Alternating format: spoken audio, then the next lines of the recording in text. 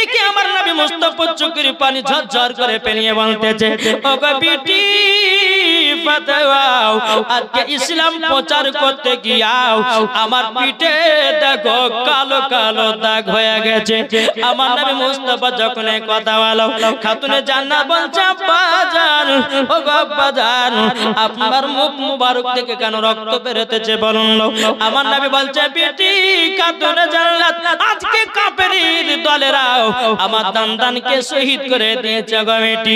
আমার খাতুনে জান্নাত মা ফাতেমা রাদিয়াল্লাহু তাআলা আনহা তিনি এক পা দুপা করে নবী কি বাড়িতে নিয়ে গেলেন।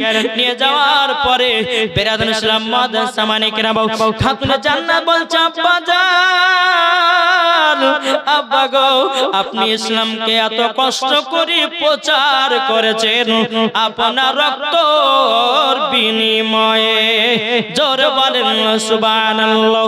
এদিকে বেরাদার মায়েশা রাদিয়াল্লাহু তাআলা আনহা তিনার কানে খবর যখন ঢুকে গেল, আল্লাহ গো, আমার স্বামীর এই অবস্থা করেছে, আমার স্বামী তো আর শক্ত খাবার খেতে পারবে না, আমার স্বামীকে যদি শক্ত খাবার দিই হয়তো আপনার দাঁত মোবারক হয়তো বেদনা হতে পারে। মায়েশা রাদিয়াল্লাহু তাআলা আনহা তিনি বাবাজি কি করলেন, বাবাজি নরম খাবার তৈয়ার করলেন, জোরে বলেন সুবহানাল্লাহ। নরম খাবার তৈয়ার করার পরে আমার নবী মুস্তাফার সম্মুখে এসে হাজির হয়ে যাওয়ার পরে বলছে, ওগো স্বামী আমার, আপনাকে নাকি কাফের দলে মারধর করেছে, আপনার নাকি দান মুবারক শহীদ করে দিয়েছে। ওগো আমার প্রাণের স্বামী, আপনার জন্য আমি একটু নরম খাবার নিয়ে এসেছি। বাবাজি সেই দিন কে ছিল বাবা শাবান মাসের 14-15 তারিখ। সেই দিন ছিল কত?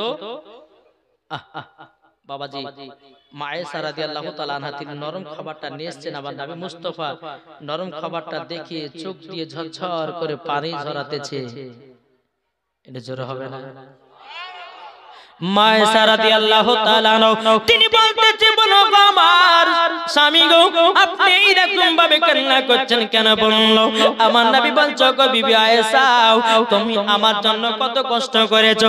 মায়েশা রাদিয়াল্লাহু তাআলা আনহা তিনি বলছো, গো আমার নবীজি, সামান্যতে এটা কষ্ট, আপনার জন্য জীবন দিতে রাজি, নবী গো আপনার জন্য জান দিতে রাজি, শুধু মাত্র আপনার জন্য নরম খাবার তৈয়ার করেছি, জোরে বলেন সুবহানাল্লাহ।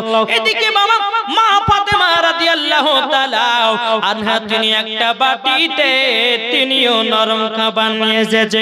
নিয়ে আসার পরে বলছে, আব্বাজান, আপনি তো শক্ত খাবার চাবাতে পারবেন না, আপনার জন্য নরম খাবারটা আমি তৈয়ার করেছি।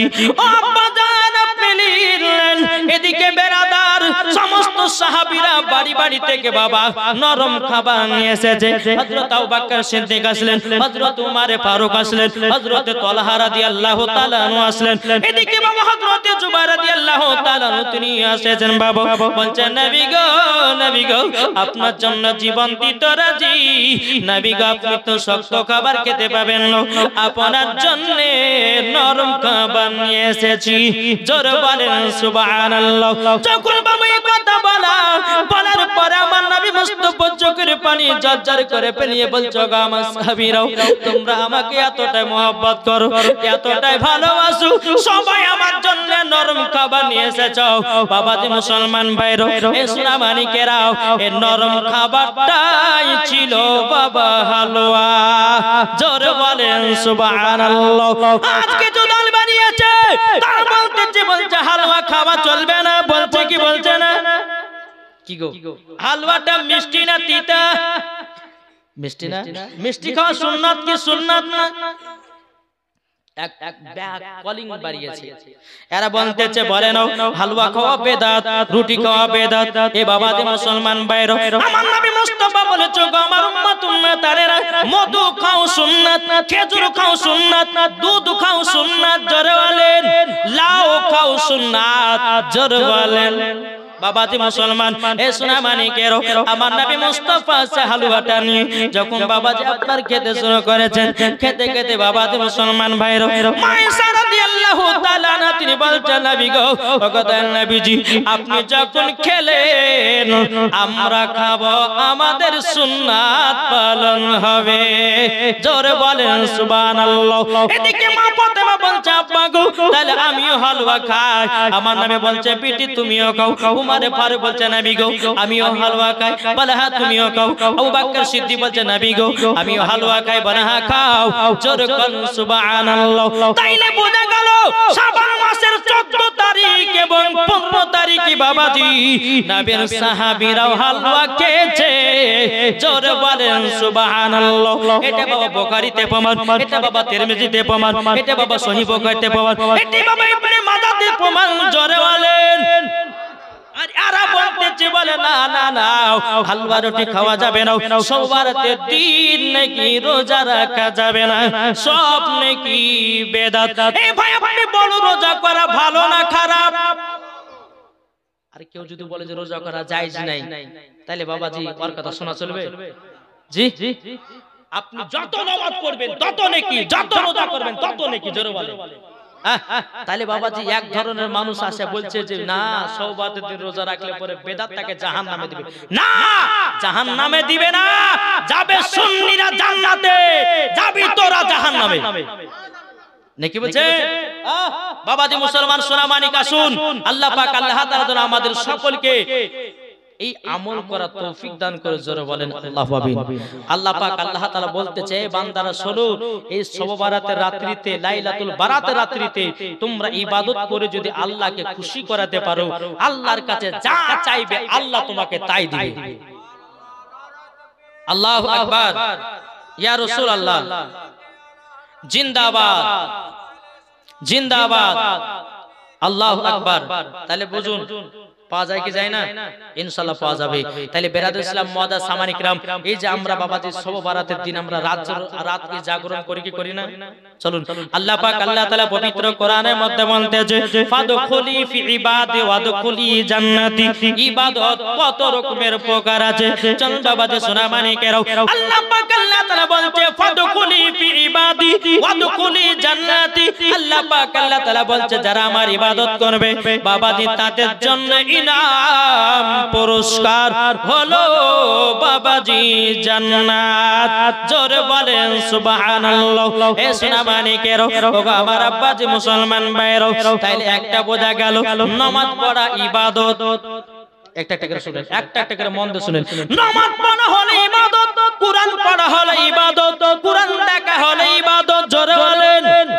মার চেহারা দেখা হলো ইবাদত, বাপের চেহারা দেখা হলো ইবাদত। এ বাবাজি তাহাজ্জুদ পড়া হলো ইবাদত, সুন্নাত পড়া হলো ইবাদত, নফল পড়া হলো ইবাদত। আপনার এই জায়গাতে জালসা শুনতে এসেছেন, এই রাত্রি জায়গাটাও হলো ইবাদত। জোরে বলেন সুবহানাল্লাহ। আল্লাহ পাক আল্লাহ তাআলা বলছো আমার বান্দা বান্দিরা ইবাদত আরো আছে যে শাবান মাসের 14 এবং 15 তারিখে যারা পবিত্র কোরআন তেলাওয়াত করবে এই কোরআন তেলাওয়াতটাও করা হলো ইবাদত, রোজা করা হলো ইবাদত, বাবা তাহাজ্জুদের নামাজ পড়া হলো ইবাদত, লাইলাতুল বারাতের নামাজ পড়া হলো ইবাদত। আল্লাহ পাক আল্লাহ তাআলা বলছো আমার বান্দা বান্দিরা তোমরা যদি এগুলা সঠিকভাবে করতে পারো আল্লাহ বলছে ফাদখুলি ফি ইবাদি ওয়াদখুলি জান্নাতি, তাদেরকে আমি জান্নাতে জায়গা দেব। জোরে বলেন সুবহানাল্লাহ। এ সোনা মানিকের ওগো আমার আব্বাজি মুসলমান ভাইরা এই জান্নাতের বাগানে যতজন ভাই বসে আছেন আমার আল্লাহর ফেরেশতারাও দেখতেছেন। আল্লাহর ফেরেশতারা বলছে আল্লাহ গো এই জান্নাতি বাগানে যতজন বসে আছে আল্লাহ তাদের জীবনে গুনাহকে maaf করে দাও। আল্লাহ যদি রাজি খুশি হয় তো আল্লাহ পাক আল্লাহ তাআলা প্রত্যেকটা বান্দাদের গুনাহ maaf করে দিতে পারে। ঠিক কিনা বলেন? জি আজ আমরা মুসলমান বাবাজি মুসলমান চলুন একের পর এক আপনাদেরকে একটা করে ওয়াজ আমি শোনাবো। তবে বাবাজি মুসলমান একটু আপনাদেরকে অনুরোধ করে বলবো আমি যতক্ষণ ওয়াজ করব বাপ কেউ উঠাউঠি করেন না বাপ। নাকি বলছেন? আজ দেখেন এখানকার যুবকেরা কত সুন্দর চাতক পাখির মতন বসে বসে ওয়াজ শুনতেছে। অন্য অন্য জায়গায় জালসা যায় বাবাজি মুসলমান সোনা মানিকেরা লোকজন পাওয়া যায় না। হ্যাঁ বেরাদার ইসলাম ওটা হচ্ছে আপনার কিয়ামতের আলামত।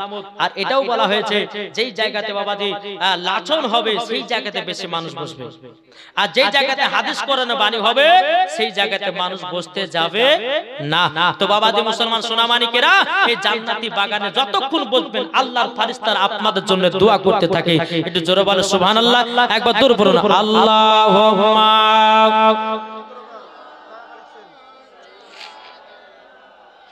মাওলানা মুহাম্মদ ওয়ালা আলিহি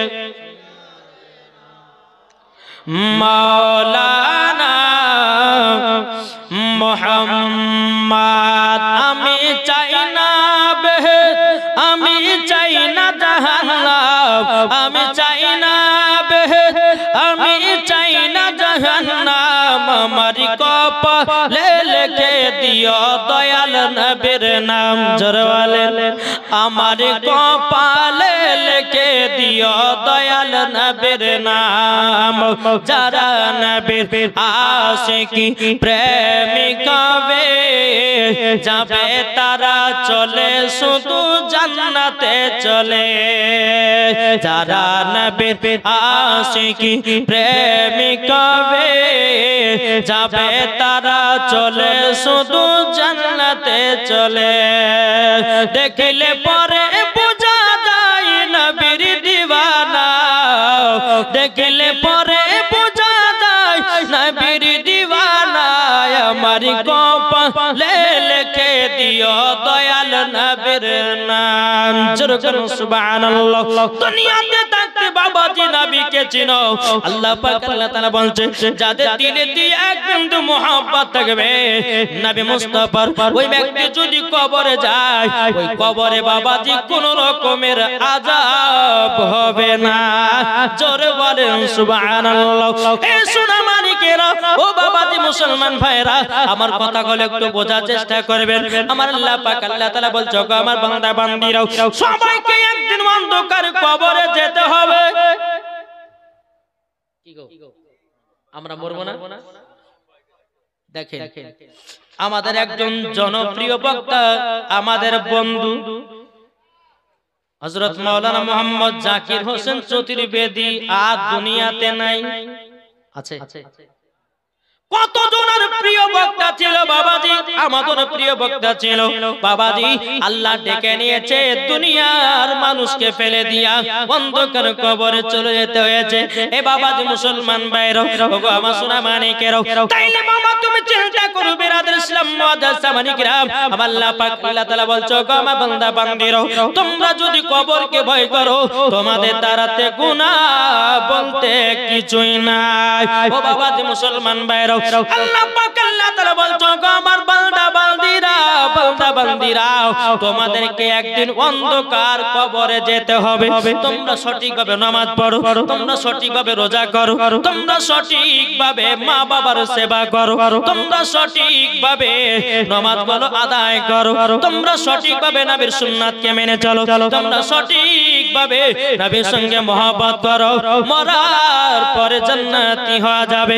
আল্লাহ পাক আল্লাহ তাআলা বলছো আমার বান্দা বান্দীরা বান্দা বান্দেরা তোমাদের একদিন নাম হবে লাশ। কি গো হবে না?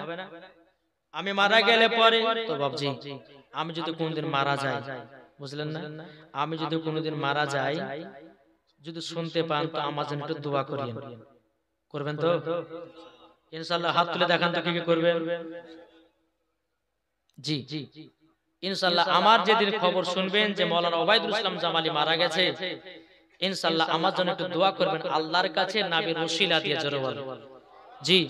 একদিন আমাকেও একদিন অন্ধকার কবর যেতে হবে, সবাইকে চলে যেতে হবে। আমার নাম হবে একদিন কি লাশ, কাউরে রিহাই নাই, দুনিয়াতে কেউ বাঁচতে আসে না, সবাইকে অন্ধকার কবর যেতে হবে।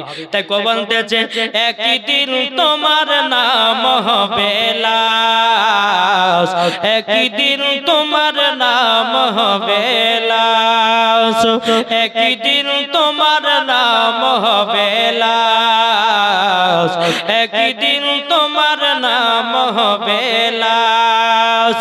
সাদা কাপড় পরবে দেহ, রবে না আর আপন কেহ। সাদা কাপড় পরবে দেহ, রবে না আর আপন কেহ। বন্ধ হবে নিঃশ্বাস, একদিন আমার নাম হবে লাশ, একদিন আমার নাম হবে লাশ। ঠিক না? মসজিদে এলানি হবে, একে একে জানবে সবে, সকলে আসবে আমার বাড়ি। মসজিদে এলানি হবে, একে একে জানবে সবে, সকলে আসবে তোমার বাড়ি। বড় পাতা গরম পানি আনিবে কেউ আতর দানি, বড় পাতা গরম পানি আনিবে কেউ আতর দানি। কেউ গিয়ে কাটবে ঝাড়ের বাস, একদিন তোমার নাম হবে লাশ, একদিন আমার নাম হবে লাশ। জানা যায় শরিকি হবে কত বন্ধু বান্ধব, তিন চুলো মাটি দিবে ভাই। জানা যায় শরিকি হবে কত বন্ধু বান্ধব, তিন চুলো মাটি দিবে ভাই। তোমরা মনে রাখবে যেতে হবে কবরেতে, তোমরা মনে রাখবে যেতে হবে কবরেতে। আল্লাহ পাক কোরআনেতে কয়, একদিন তোমার নাম হবে লাশ, একদিন আমার নাম হবে লাশ। ঠিক না বাবাজি মুসলমান ভাইরাও? তাইলে আমাদের যদি একদিন নাম লাশ হয় বাবাজি মুসলমান ভাইরাও, তাইলে এত টাকার অহংকার কেন, এত জমির অহংকার কেন, এত বাড়ি গাড়ির অহংকার কেন? আল্লাহ পাক আল্লাহ তাআলা বলছো, আমার বান্দা বান্দিরা, বান্দা বান্দিরা, তোমরা টাকার অহংকার করো না, তোমরা জমির অহংকার করো না, তোমরা বাড়ি গাড়ির অহংকার করো না। আল্লাহ পাক আল্লাহ তাআলা বলছো, আমার বান্দা বান্দিরা, বান্দা বান্দিরা, সব টাকা পয়সা ফেলে দিয়া বাবাজি মুসলমান এ সোনা মানিকেরও সবাইকে অন্ধকার কবরে যেতে হবে। জোর বলেন না সুবহানাল্লাহ। এ বাবাজি মুসলমান ভাইরা, ওগো আমার সোনা মানিকেরও, চলুন আপনাদেরকে একটা ঘটনা শোনাই। হযরত সুলাইমান আলাইহিস সালাম দুনিয়ার সরজমিনে বাবাজি এক নয় দুই নয় বাবাজি 950 বছর হায়াত পেয়েছিল। এই কত বছর? 950 বছর হায়াত পেয়েছিল। আমরা কত পাচ্ছি এখন? 50 60। একদিন দুদিন মরণের কোনো গ্যারান্টি নাই। হাইস্ট হয়তো 100 বা হাইস্ট হয়তো 120 বা 130, তার বেশি তো না। কিন্তু হযরত সুলাইমান আলাইহিস সালাম নবী, আপনার আল্লাহর নবী ছিলেন বাবাজি, তিনি 950 বছর হায়াত পেয়েছিলেন। জোরে বলেন। আমাদের আদম নবী 1000 বছর হায়াত পেয়েছিলেন। কেউ দুনিয়াতে বেঁচে আছে? এগুলি একটু চিন্তা করে বিছানা গিয়ে শুয়ে থাকবেন। কত কত নবী এসেছিলেন, সবাই দুনিয়া থেকে পর্দার আড়াল নিয়েছে। তাইলে বাবাজি মুসলমান, হযরত সুলাইমান আলাইহিস সালামকে আল্লাহ পাক আল্লাহ তাআলা এত জমি জায়গার মালিক বানিয়েছিলেন। তিনার এরকম একটা সিংহাসন ছিল, এই সিংহাসনের উপরে চাপতেন তো বাবাজি অন্য অন্য এলাকা সফর করতেন। জোরে বলেন। বিনা তেলে বাবাজি সফর করে বেড়াতো। জোরে বলেন। এই হযরত সুলাইমান আলাইহিস সালাম তিনি বাবাজি পিপিড়ার কথা বুঝতে পারতো, হাওয়ার কথা বুঝতে পারতো। এই পাওয়ার আমার আল্লাহ দিয়েছিল। জোরে বলেন। তিনি কিন্তু রাজপ্রাসাদ বানান নাই, একটা ছোট্ট কুড়ো ঘর বসে বসে বানিয়েছে, আর সেই ঘরে বসে বসে আল্লাহর ইবাদত করতেছে। বেরাদার হযরতে মালাকুল মাউত এসে বলছে, এই সুলাইমান, কি ব্যাপার? আল্লাহ তোমাকে এত জমি জায়গা দিয়েছে, হ্যাঁ, তুমি রাজপ্রাসাদ না বানিয়ে এই ছোট্ট কুড়ো ঘর কেন? হযরত সুলাইমান আলাইহিস সালাম বলতেছে, এই মালাকুল মাউত তবে শুনে নাও আমার প্রায় আজকে 950 বছর হায়াত হয়ে গেল, আমি দুনিয়াতে বাঁচলাম, আমি তবু রাত প্রসাদ আমি বানাই না। বাবা মালাকুল মউত বলতেছে কেন রাত প্রসাদ আপনি বানাই?